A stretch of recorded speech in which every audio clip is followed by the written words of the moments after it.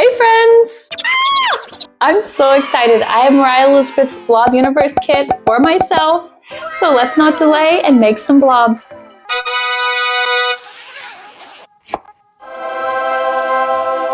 While I unbox, let me clarify exactly what I'm doing today. If you don't know what the Blob Universe is or who Moriah Elizabeth is, and you still clicked on this video, hi, glad you're here, but you've been living under a rock.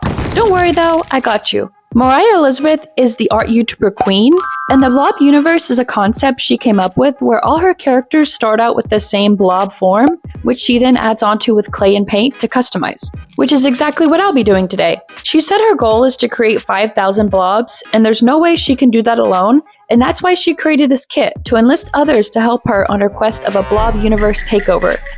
I almost forgot to mention, this is a little mini collab with all of these amazing artists. In today's video, I'll be adding 3 of my own characters to the Blob Universe. The first one I'll make is one of my choosing, the second one you guys chose in a poll, and the third character is one you've only seen if you watched one of my very first ever videos.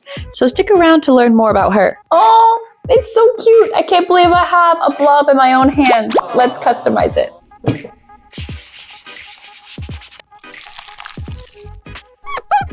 First up is Eliza, the leopard print elephant I just mentioned. First, I tried to sculpt some ears by flattening a ball and shaping it. Through trial and error, I found that mixing the smallest amount of clay with water and rubbing that onto the figure really helps with sticking your pieces on. It's basically acting like slip, which is clay glue in a way. By the way, the sanding really did nothing, so don't bother with that yourself. Let's quickly add the other ear.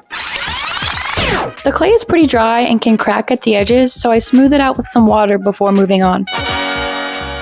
Now I shape the nose into a very cute and short nose, by an elephant standard, and stick that on. For even more cuteness, let's point the tip up so our elephant friend doesn't look sad. Aww. Lastly, let's sculpt a tail. I shape a ball into a spade with this very handy sculpting tool. Thanks, Moriah. Then roll out a clay snake. She looks so good already. You can tell the clay is dry when it turns completely white versus the gray it was before. For the colors in this video, I'm going to try to use Moriah's provided paint as much as possible since I am using her kit after all, so I go straight in with the provided yellow. I think it's looking too bright, but I'm in denial at this point and continue on. As a refresher, for those of you who don't know about Eliza, she is the one and only leopard print elephant. She developed her spots when a family of leopards took her in and raised her, and because of their love, she grew spots as well. She's also an empath and can use this knowledge of others' feelings to help out anyone feeling sad or lonely. And here I am changing the color. I'm aware it looks no different on camera, but I promise it is just ever so slightly more orange. Let's move on to another paint color that basically looks the same. I'm covering her tummy patch with this cream color that is just the smallest bit creamier than the original blob white. And here I go again, changing the color just slightly. At least this time you can actually see the difference. Whoops, can't forget to paint her tail. Let's add her eyes so her sweet little soul can finally look back at us. You see the vision, right? For her spots, I'm choosing between 2 orange paint markers because I'm just not going to paint 100 spots with a paintbrush. And well, you can't see that one at all. Yep, that makes my choice easy. Time to go full leopard mode.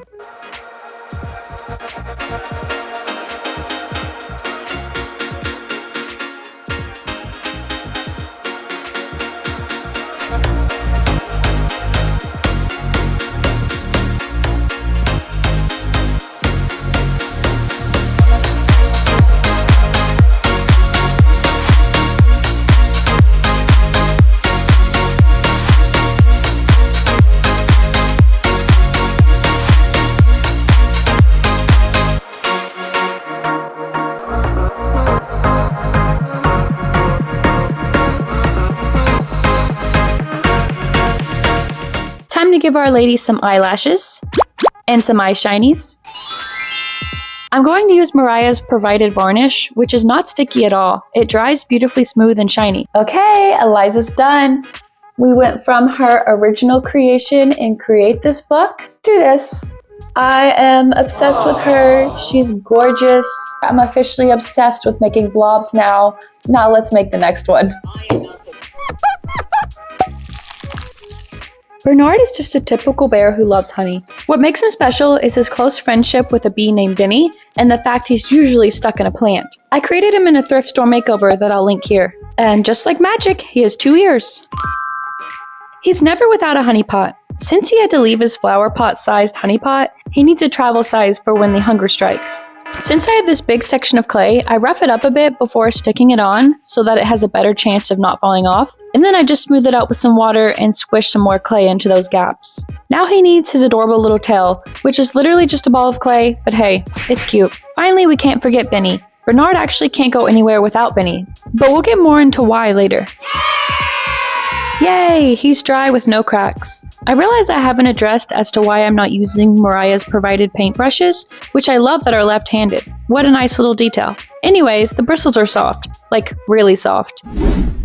And I found I couldn't control the paint the way I wanted to with them. They're great and good quality though, that's just my personal preference. That said, it's perfect for covering a large area like Bernard's whole body here. While I go back and forth with the yellow and the brown, layering the colors as they dry, let me explain Bernard and Benny's relationship a bit more. So here's the thing, Bernard is actually blind. The honey he carries around is a magical honey that can temporarily enhance his other senses. But that's why Benny is such a good friend to him. He's basically his eyes while he's out in the world. And whoops! Bernard is not taking advantage of him though, because he's a great friend to Benny, who can be quite anxious and struggles with being alone as well. So they are the best of friends and complement each other very well. After much back and forth, his base coat is finished. Yeah, I also penciled in the eyes off camera. Faces are hard, guys. Anyway, let's finish adding pink to the ears. Now I'm committing to adding rosy cheeks. That is looking really odd, like unblended blush. So let's try dabbing it with my finger. Yeah, much better. Still a bit bright for my taste, but I can fix that later.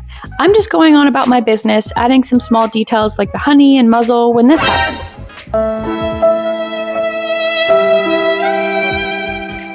Sorry, buddy. I hope that didn't hurt too bad. Let's carry on for now. I'm fixing those cheeks by patting some brown paint back on top, just enough to mute it down, and I think that's the perfect shade of rosy cheeks now. Let's glue the tail back on, and we'll worry about fixing the paint later. I'll give Moriah's marker a try. I absolutely love that she included a paint pen. That's amazing actually, but the nib is just a bit too rounded for me. It's also like really juicy. Again, all good things in general, just hard for me personally to do super detailed work. So I finished the eyes with my small tipped black Posca. Now you can enjoy this blurry shot of me drawing the nose. Aww. Benny originally had brown details also, but I just can't really paint on that small of a scale, so black it is.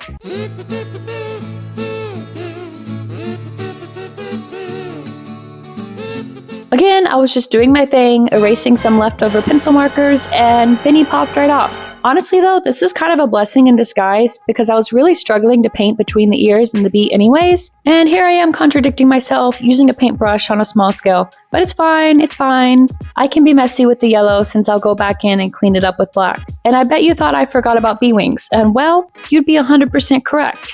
Let's fix that. I make a really tiny ball, flatten it, then make those two into really, really tiny balls and just kind of shape them like a teardrop. If I can hold on to it, that is. Making sure that the size is good, then while those dry, we can glue Benny back where he belongs. Time for eye shinies. We're not finished yet. He's not complete without honey dripping everywhere. I was so nervous that I was going to ruin this blob by adding hot glue to my perfectly fine paint job, but it actually turned out better than expected. The hot glue drips look just as thick as honey.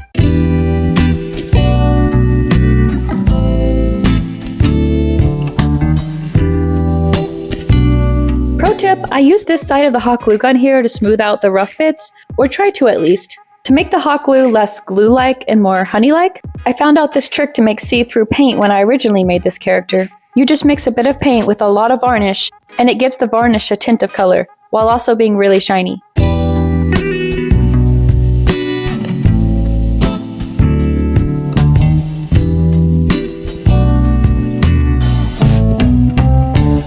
That color was too yellow, so I mixed in some brown and orange this time.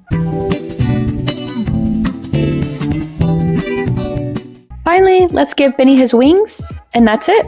Okay, Bernard and Benny are done. I love him. They're so cute. This one was probably the hardest one I did, with the honey drips and stuff, but I'm so happy with how he turned out. On to the final blob and a character you probably haven't seen. As you can see, I added guidelines off camera so I'd know where to place the ears, but she is looking a bit silly without them, so let's plop those on.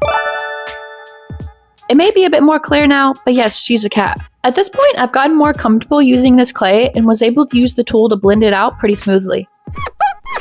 Now let's make a question mark. Oh, just kidding. It's a tail. It's only been a few hours, I got impatient, so I'm just going to skip the clay pieces while painting the base layer to give it more time to dry. Oh my god, I hate orange. Why did I do orange eyes? She looks evil right now. She's not evil though, she's actually very sweet, though she can be pretty grumpy. This is Melanie. Even though her colors are bright and warm, she doesn't like the attention her coat brings, so she gets annoyed when people come up to her. It doesn't help that whenever she walks, she leaves a trail of beautiful rainbow paw prints behind her. She wasn't always this way, but we'll get more into that later.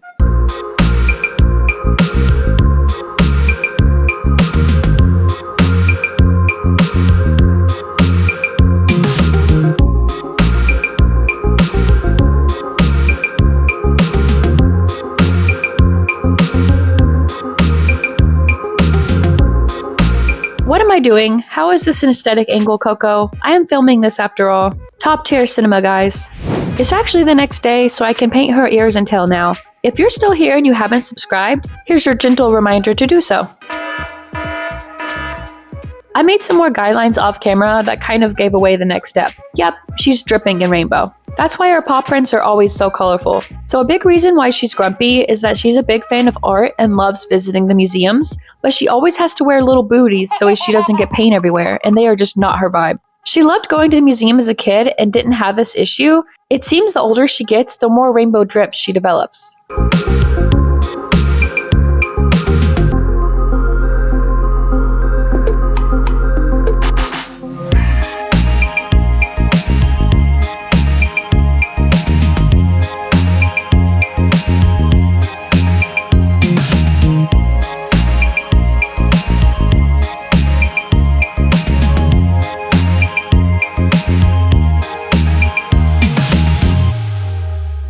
Wow, she looks juicy now. Her tail is not quite drippy enough though.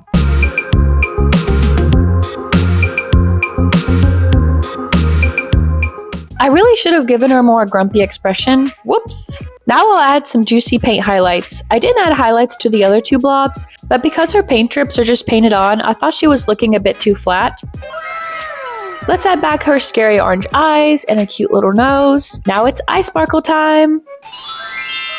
But here she is on the Create Drips page, and here she is in blob form. What do you think of her? I think I still prefer the original form, but I honestly am obsessed with having her physically in my hands either way. I can see why Moriah wants to make 5,000 blobs now. This was so much fun and addicting, like I want to make even more now too. Was your favorite Eliza, Bernard and Benny, or Melanie? Bye friends!